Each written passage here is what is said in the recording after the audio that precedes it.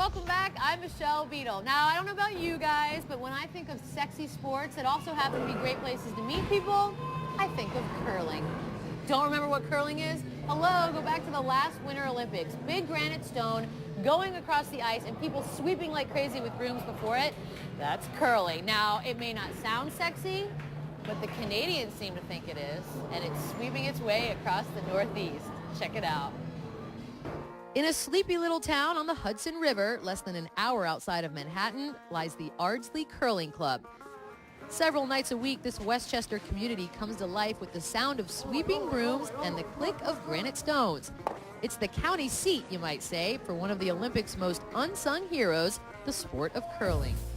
We're a cult. It's not a curling sport, it's a curling cult. That wasn't on, was it? That's Jeff LESUK. He's the president of the curling club and often plays the position of skip on the team. Take this out.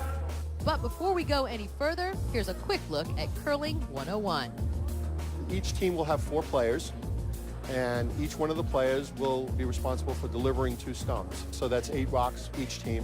When all 16 rocks are done, you tally up the score. Basically, it is who is closest to the center of the concentric rings. The rings are the house, the center is the button, and the one team that is closest to the button is the team that scores. This deceptively simple game requires lots of finesse and strategy. The 4 players in curling are referred to as the lead, who throws the opening 2 rocks. The second throws the second rocks.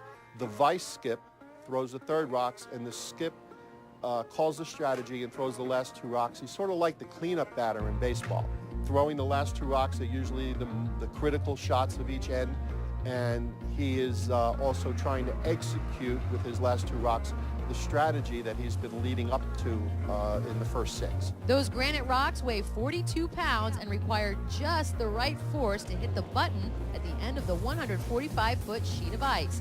And that's where the sweeping comes in. The sweeping part of the game is critical. The brushing helps extend the running time of the rock. Sweeping can add another, say, 5 to 12 feet, critical in a sport that relies on inches. Unlike a lot of sports, curling is pretty low tech. It doesn't take much to get started. I'll have my own broom and I'll have my own shoes. For my case, the total investment in equipment in my sport is about $300.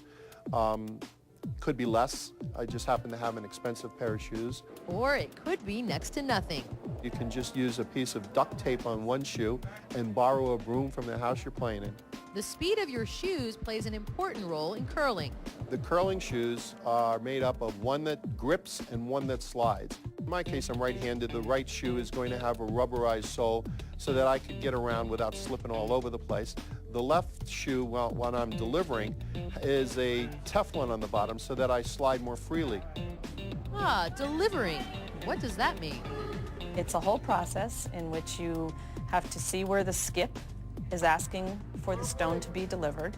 You lift up your hips, you stop, you shift your weight, and then you push out of the hack and release the stone. And while curling is still a bit under the radar in the States, it's wildly popular in Canada. The New York area has, say, 3 curling clubs. You know, for a city of a multi-million population, it's unheard of.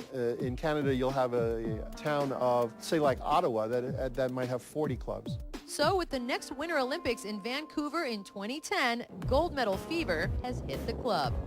We are playing down at the Country Club at Brookline to qualify for the Olympics. Our chances are 50-50. If we can beat the defending champions, I think we've got a good shot of at least qualifying for the trials. The Ardsley Country Club has been in the spotlight recently. They're hosting the Women's Olympic qualifier, and they have a ladies team competing. Oh, it's very exciting. It's very exciting, and the nice thing is quite a few of the faces are familiar, and to get a chance to compete against some of these women is a great honor. Some of them are world famous. BANINO sums it up best. Anybody can be a curler, but to be a good curler, you just got to keep practicing, get good form, get good balance, and you'll have a great time, and maybe get to go to the Olympics.